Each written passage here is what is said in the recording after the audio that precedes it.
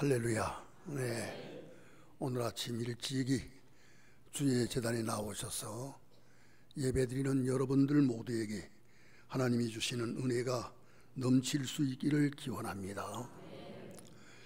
오늘 아침에 차를 몰고 교회에 나오면서 이런 생각을 했습니다. 그래도 목사는 나이 아무리 많아도 설교하는 때가 행복하다, 그런 마음으로 오늘 교회에 나왔습니다. 오늘 저는 행복한 마음으로 설교를 하는 것이죠. 그러니까 여러분들도 행복한 마음으로 오늘 설교의 말씀을 들으면 더욱 큰 은혜가 있어지게 될 줄로 믿습니다. 네. 하나님께서는 이스라엘 백성에게 유월절과 맥추절과 수장절을 지키라고 말씀을 하셨습니다. 유월절은 무교절과 동일시되기도 하는데, 출애굽 때 애굽의 장자의 죽음에서 이스라엘 백성은 구원을 받고 애굽에서 나온 사실을 기념하는 절기였습니다. 맥추절은 낫으로 보리를 거두어 드리는 절기로서 밭에 뿌린 것에 첫 열매를 드렸던 것입니다. 그리고 수장절은 가을 절기로 곡물의 추수일이 끝나고 포도나 감람을 짜는 일들도 마무리한 후에 기쁨의 절기였던 것입니다. 그러면 하나님께서 이스라엘 자손들에게 이렇게 여러 절기를 지키라고 말씀하신 것은 하나님이 우리에게 주신 은혜에 감사할 뿐 아니라 하나님께 대한 감사의 마음을 더욱 강화시켜 주시기 위함이었다고 하겠습니다.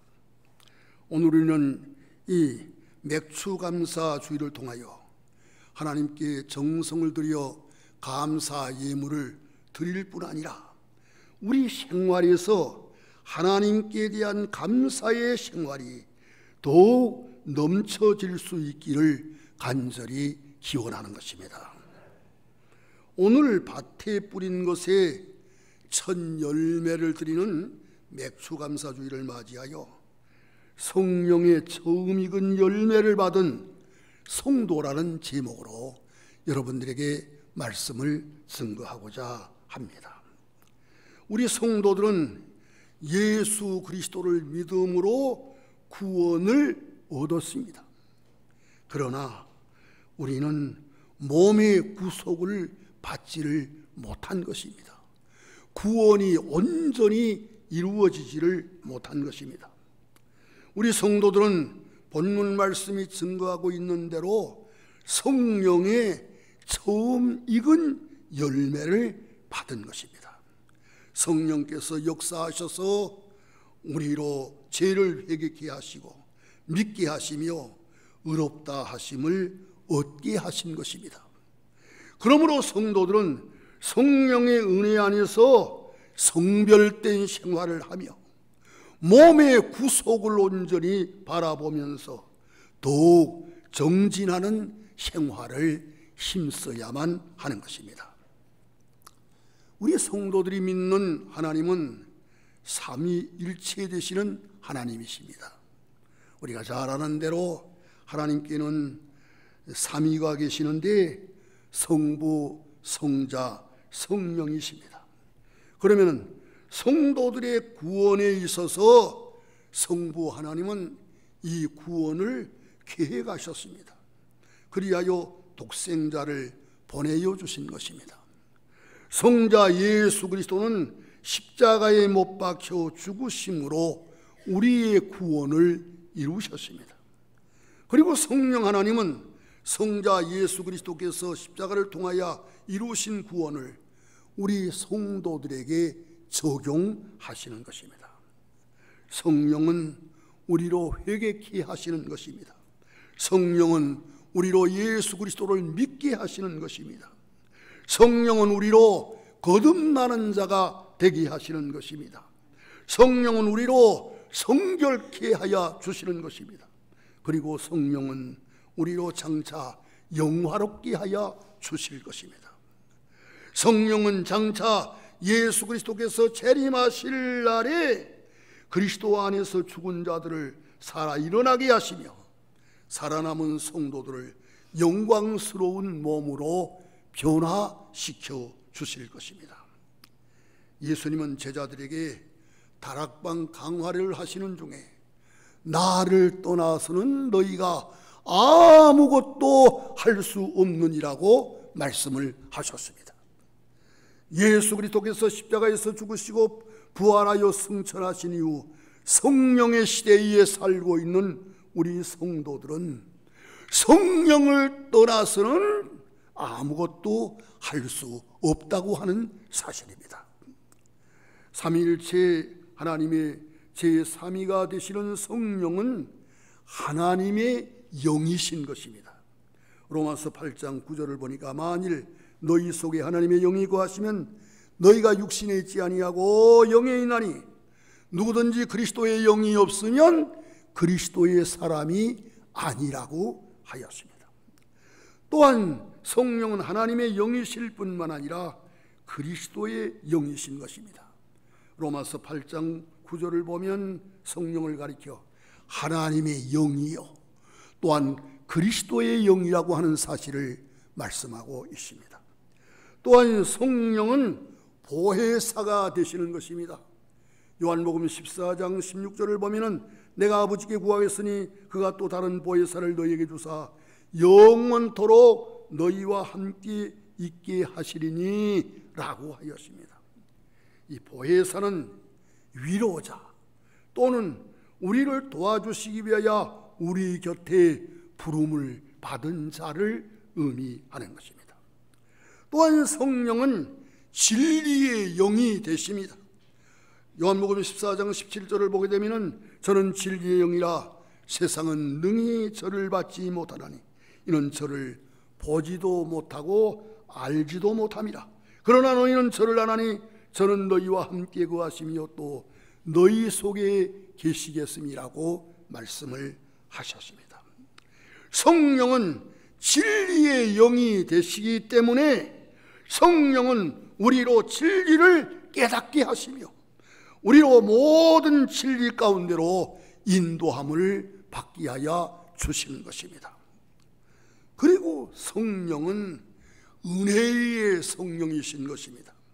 히브리서 10장 29절을 보게 되면 하물며 하나님의 아들을 밟고 자기를 거룩하게 한 언약의 피를 부정한 것으로 여기고 은혜의 성령을 욕되게 하는 자의 당연히 받을 형벌이 얼마나 더 중하겠느냐 그렇게 말씀을 하고 있습니다. 은혜의 성령이라고 말씀하고 있습니다. 성령은 성도들에게 은혜를 베푸시는 분으로서 그 성령의 은혜를 거역하는 자가 받게 될 무서운 형벌을 히브리서는 말씀하고 있는 것입니다. 예수님도 은혜의 성령을 욕되게 하는 자의 무서운 죄에 대하여 말씀을 하셨습니다. 마태복음 12장 32절을 보게 되면 또 누구든지 말로 인자를 거역하면 사하심을 얻되 누구든지 말로 성령을 거역하면 이 세상과 오는 세상에서도 사하심을 얻지 못하리라 그렇게 말씀을 하셨습니다. 성령은 우리에게 은혜를 베푸시는 은혜의 성령이신 것입니다. 그러면 하나님이 우리에게 주신 은혜를 두 가지로 말씀을 드린다면 첫째로 구원의 은혜입니다. 우리는 이 구원의 은혜를 예수 그리스도로 말미암아 받은 것입니다. 로마서 3장 24절을 보게 되면 그리스도 예수 안에 있는 구속으로 말미암아 하나님의 은혜로 값없이 의롭다 하심을 받았느니라고 하였습니다. 성도들은 오직 예수 그리스도로 말미암아 구속의 은혜를 받는 것입니다. 또한 이미 말씀을 드린 대로 성령의 은혜인 것입니다. 우리는 오직 성령의 은혜로 주님이 십자가를 통하여 이루어 놓으신 구원을 우리 안에 이룰 수가 있는 것이고 우리의 구원을 완성할 수가 있게 되는 것입니다. 그러면 첫째로 성령의 처음 익은 열매를 받은 성도들은 성령의 인도하심을 받아야 합니다.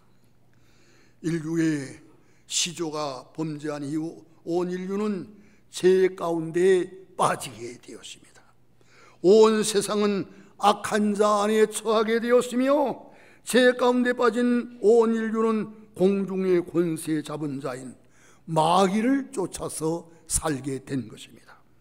이렇게 마귀를 쫓아 살게 될 때에 온갖 죄를 범함으로 말미암아 본질상 진노의 자녀가 되고 말았습니다. 그리하여 그는 종래에 멸망을 당할 수밖에 없이 된 것입니다. 그런데 이렇게 죄값으로 멸망을 당할 수밖에 없었던 죄인이 예수 그리스도를 믿음으로 말미암아 구원을 받게 되었으며 믿는 자들에게 선물로 주신 성령의 인도하심을 받아 살게 된 것입니다. 성도들에게 선물로 주신 성령은 성도들이 천국에 들어가는 날까지 떠나지 아니하고 끝까지 인도하여 주실 줄로 믿습니다. 옛날 모세의 인도로 애굽에서 광야에 나온 이스라엘 백성은 광야에 40년 동안 낮에는 구름 기둥, 밤에는 불 기둥의 인도를 받았던 것입니다. 광야에 40년 동안 구름 기둥과 불 기둥의 인도는 이스라엘 백성을 떠나지를 않았습니다. 이제 그리스도의 은혜로 구속을 받고 천성을 향하여 나아가는 성도들은 끝까지 성령의 인도함을 받아야 합니다. 성령께서 인도하는 곳이라면 그 어디든지 따라가야 할 것입니다. 성령께서 원하시는 일이라면 그 어떤 일이든지 순종하여 살아야 할 것입니다. 그리하여 하나님께서 우리에게 주시고자 하시는 복을 지었고 받을 수 있는 자가 되어야 하는 것입니다. 둘째로 성령의 처음 익은 열매를 받은 성도들은 성령이 그 안에 내재하시는 것입니다. 성도들이 믿음으로 성령을 받게 되면 성령은 그 안에 내재하시는 것입니다. 예수님께서는 요한복음 14장 16절로 17절에서 말씀을 하게 되면은 17절에서 말씀하신 것을 보게 되면은 그가 또 다른 보혜사를 너희에게 주사 영원토록 너희와 함께 있게 하시리라. 또 말씀을 하시기를 너희는 그를 아나니 그는 너희와 함께 거하심이요 너희 속에 계시겠습니다. 그렇게 말씀하고 하셨습니다. 성도들이 성령을 받아야 성령이 그와 함께 하시고 그 안에 거하시는 것입니다. 옛날 예수님의 수제자였던 베드로는 가이사랴 빌립보 지방에서 성령의 감동을 받아가지고 주는 그리스도시요 살아계신 하나님의 아들이시니이다 라고 고백을 하였습니다. 그리고는 오순절날에 성령의 충만을 받음으로 성령이 그와 함께 하시고 그를 통하여 놀라운 역사가 나타났던 것입니다.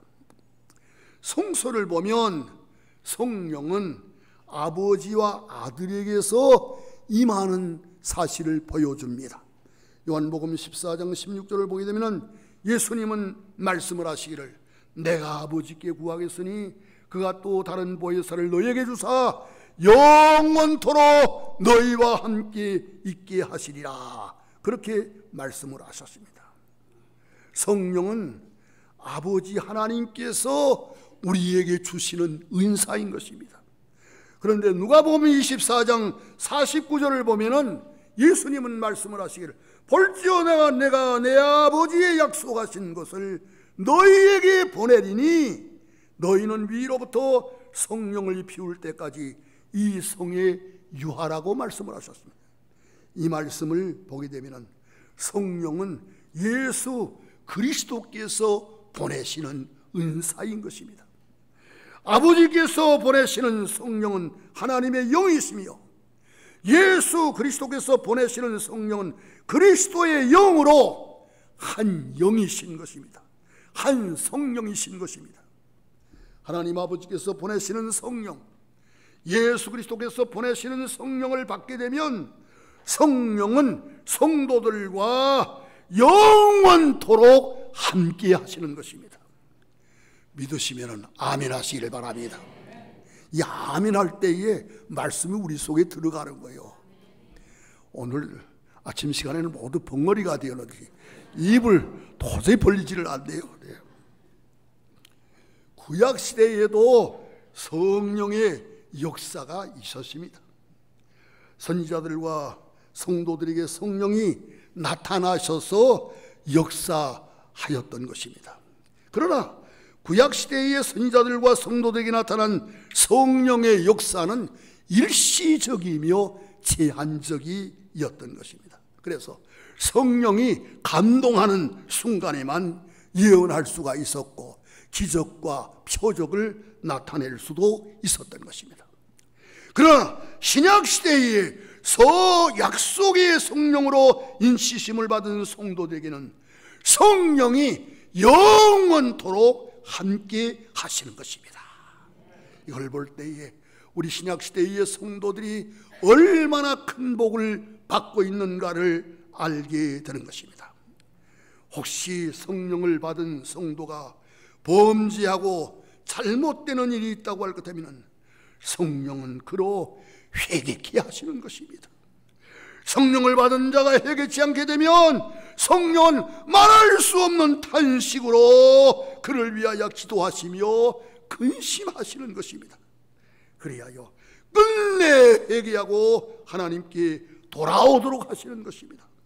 성령은 택하신 자들로 기억하여 구원에 이르도록 역사하여 주시는 것입니다. 셋째로 성령의 처음 익은 열매를 받은 성도들은 성령이 충만하여야 합니다. 성도들은 믿음으로 성령을 받아야 합니다. 믿는다고 하면서도 성령을 받지 못한다면 그는 그리스도의 사람이 될 수가 없습니다. 사도 바울이 제3차 전도 여행을 할 때에 에베소에 들려 어떤 제자들을 만나 너희가 믿을 때에 성령을 받았느냐고 물었습니다. 그런데 그들은 대답을 하기를 우리는 성령이 있음도 듣지 못했노라는 한심스러운 대답을 했던 것입니다. 교회 안에는 성령에 대하여 잘 모르는 사람들이 있을 수가 있습니다. 성령에 대하여 듣기는 하였으나 성령을 받지 못한 사람들이 있을 수가 있습니다. 사도 바울이 성령이 있음도 알지 못하는 자들에게 주 예수님을 증거하였습니다. 그리고 그들에게 예수의 이름으로 세례를 주고 안수하게 될 때에 성령이 그들에게 임함으로 말미암아 그들은 방언도 하고 예언도 하게 되었던 것입니다. 우리는 다 믿음으로 성령을 받고 성령의 증거를 받는 자들이 되어야 할 것입니다. 성도들은 믿음으로 성령을 받을 뿐만 아니라 성령의 충만을 또한 받아야 합니다. 에베소서 5장 18절을 보게 되면 사도 바울은 에베소 교회의 성도들에게 술 취하지 말라 이는 방탕한 것이니 오직 성령의 충만함을 받으라고 하였습니다. 우리 다 같이 한번 정신나게 따라 하십시다. 술 취하지 말라 이는 방탕한 것이니 오직 성령의 충만함을 받으라. 오늘의 사람들은 무엇인가 도취되어 살고 있습니다. 어떤 사람들은 물질에 도취되어 살고 있습니다. 세상 권력에 도취되어 살고 있습니다. 명예에 도취되어 살고 있습니다. 이성에 도취되어 살고 있습니다. 세상 향락에 도취되어 살고 있습니다. 술 취하지만 않는다고 해서 다 되는 거 아니에요. 이렇게 여러 가지로 지금 도취되어 살고 있는 것입니다. 구약 전도서 9장 3절을 보게 되면 인생의 마음에는 악이 가득하여 그들의 평생에 미친 마음을 품고 있다가 죽은 자에게로 돌아가는 것이라고 하였습니다. 전도자가 말한 대로 세상 사람들은 미친 마음을 품고 살고 있는 것입니다. 제가 여러 해 전에 부여에서 몇십 리 떨어진 어느 성결교회에 가서 부흥회를 하게 되었습니다. 그 교회는 그때 교회당을 신축 중이었는데 바닥은 가만히 대기를 깔고 있었어요. 그렇지만은 사방에서 많은 사람들이 모여들었습니다. 그 성회에 성령의 역사가 나타난 것입니다. 아, 새벽에 얼마나 모두 회개하면서 눈물을 흘리는지. 그러니까 동네 사람들이 새벽에 잠을 잘 수가 있어야죠. 동네에서 교회가 조금 떨어져 있었는데 동네 사람들이 교회 다니는 놈들은 다 미친 놈들이라고, 새벽부터 일어나가지고 저렇게 울고 야단이라고 그랬습니다. 그러니까 이 농촌에서, 도시에서도 그렇습니다만은 교회가 평판이 나빠진다고 하는 것은 대단히 어려운 일이잖아요. 그러니까 그 교회 교육자가 근심을 많이 하게 되었습니다. 그러던 중에 그 성회의 마지막 시간을 맞이한 것입니다. 그런데 마지막 시간에 작은 동네 사람들이야 어떻게 말을 하건 얼마나 많은 사람들이 모였는가. 그 교회 교육자가 제게 이런 말을 합니다. 목사님, 오늘 저녁에 설교를 좀 잘해 주시기를 바랍니다. 오늘 저녁 보니까 이 동네에 유지급에 있는 사람들은 거의 다 나왔습니다. 자, 설교하려고 이제 강단에 올라가서 의자에 앉아 있는데, 설교하려고 하는 사람, 설교를 잘하려고 하지 못하려고 하는 사람은 어디 있겠습니까? 근데 설교를 잘해달라고 하는데 얼마나 부담이 되는지. 그런데 그날 밤에 설교를 가만히 생각해 보니까 그 청중에게 맞지를 않겠다는 말씀이에요. 그래서 오늘 저녁 설교를 바꿔야 하는데, 사실 말이죠, 그 갑자기 설교를 바꾼다고 하는 것이 쉬운 일이 아닙니다. 하나님이 어떻게 하면 좋습니까? 오늘 저녁에 무슨 설교를 해야 됩니까? 그런데 한 가지 생각이 떠오르는 거예요. 전도서 9장 3절의 말씀이 생각이 납니다.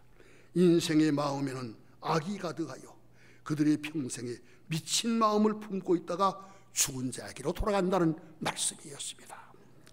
동네 사람들은 예수 믿는 사람들을 보고 미쳤다고 하니까 제가 설교 제목을 잡기를, 미칠 바에는 바로 미치자. 그날 밤 설교를 했는데 그때 유일하게 설교한 제목이었어요. 미칠 바에는 바로 미치자. 그래서 아까 말씀드린 대로 어떤 사람들은 물질에 미쳐 있습니다. 어떤 사람들은 권력에 미쳐 있습니다. 어떤 사람들은 돈에 미쳐 있습니다. 어떤 사람들은 이성에 미쳐 있습니다. 어떤 사람들은 향락에 미쳐 있습니다. 미칠 바에는 바로 미쳐야 되지 않겠습니까? 바로 미치려고 할 것 때문에 예수를 믿어야 합니다. 그러면서 설교를 했는데 약 40분 이상 설교를 했던 것 같아요. 설교가 다 끝난 후에 그 교회 교육자가 제 손을 덥석 잡으면서 한다는 이야기야. 목사님, 오늘 밤에 설교를 잘했습니다. 그런 말을 들었어요. 그때 처음 들었는지 안 들었는지는 모르겠습니다만 좌우간 잘했다는 말을 들었습니다. 세상적인 것에 도취되어 미쳐 돌아가는 세상에서 세상적인 것에 도취되지 아니하고 세상 일로 미쳐 돌아가지 않는 자가 되려고 할 것 되면 오직 성령의 충만을 받는 길밖에는 없는 줄로 믿습니다. 성도들이 오직 성령의 충만을 받으면 세상적인 것에 도취하지 않게 될 것입니다. 미친 마음을 품고 세상 일에 미쳐 돌아가지 않게 될 것입니다. 성도들이 오직 성령의 충만을 받으면 그 마음을 오로지 주님께로 향하게 될 것입니다. 주님이 원하시고 기뻐하시는 뜻대로 힘쓰게 될 것입니다. 오로지 주님의 뜻을 이루고 하나님께 영광이 돌아가기를 소원하며 살게 될 것입니다. 현대교회가 동경하는 초대 예루살렘 교회는 오순절날에 사도들과 또한 그들과 함께 기도한 성도들이 성령의 충만을 받음으로 참으로 성령이 충만한 교회를 이루었던 것입니다. 이렇게 성령이 충만한 예루살렘 교회는 성도들이 날마다 교회에 모이기를 힘썼습니다. 사도들의 가르침을 잘 받았습니다. 힘써 기도하였습니다. 뜨거운 사랑의 교제가 있었습니다. 어려운 형편에 있는 성도들을 기쁨으로 도왔습니다. 성전에 있든지 집에 있든지 하나님을 찬양하였습니다. 그리고 나아가 성령의 권능을 힘입어 담대히 주님을 증거하였던 것입니다. 우리 모두 초대 예루살렘 교회의 성도들과 같이 성령이 충만하여 믿음의 승리가 있어지고 하나님이 맡겨주시는 사명을 온전히 감당할 수 있게 되기를 기원합니다. 우리가 살고 있는 이 시대는 봄비 때 곧 늦은 비가 내리는 때인 줄로 압니다. 스가랴 10장 1절을 보게 되면 봄비 때에 여호와 곧 번개를 내는 여호와께 비를 구하라. 무리에게 소낙비를 내려서 밭의 채소를 각 사람에게 주리라고 하였습니다. 유대나라는 가을철에 이른 비가 내렸습니다. 가을철에 이른 비가 내리게 되면 농부가 파종하게 됩니다. 그리고 봄철에 늦은 비가 내리게 되면 곡식이 익어 추수하게 되는 것입니다. 그러면 봄철에 내리는 늦은 비는 가을철에 내리는 이른 비보다 더욱 중요하였던 것입니다.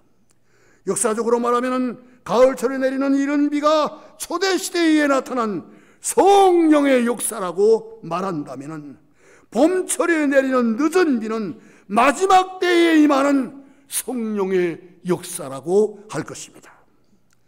하나님은 봄비 때에 소낙비를 내려 주시겠다고 약속을 하셨습니다. 소낙비는 큰 비를 말하는 것입니다. 그러면 하나님께서 마지막 때에 성령의 역사를 크게 나타내실 것을 약속하신 말씀이라고 할 것입니다. 우리가 살고 있는 이 마지막 때는 하나님께서 소낙비와 같은 큰 은혜를 약속하신 때인 줄로 믿습니다.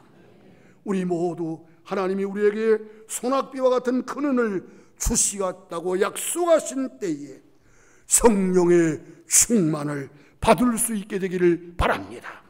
그리하여 권능을 받아 그리스도의 증인의 사명을 감당할 수 있어야 할 것입니다. 하나님은 예수 그리스도를 구주로 믿는 우리 성도들에게 성령을 보내어 주셨습니다.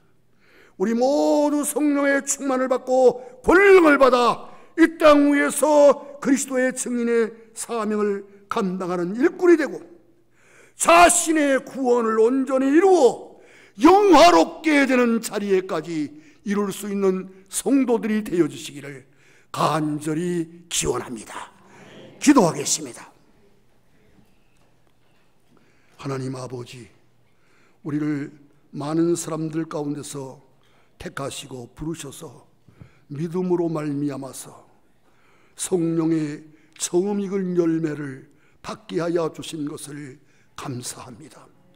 우리는 이미 구원을 받았으나 구원을 온전히 이루지를 못하였사옵나이다. 하나님, 우리 성도들에게 성령의 은혜를 내려 주시옵소서. 성령의 인도하심을 받아 살게 하시고 성령이 항상 되지 않은 성도가 되게 하시고 성령의 충만을 받음으로 말미암아 이 땅 위에서 주께서 우리에게 맡겨주신 사명을 감당할 수 있게 하시고 겨우 성령의 도우심을 힘입어서 영화롭게 되는 그런 복된 자리에까지 이룰 수 있는 우리 모든 성도들 되게 하여 주시옵소서. 예수님의 이름으로 간절히 기도하옵나이다. 아멘.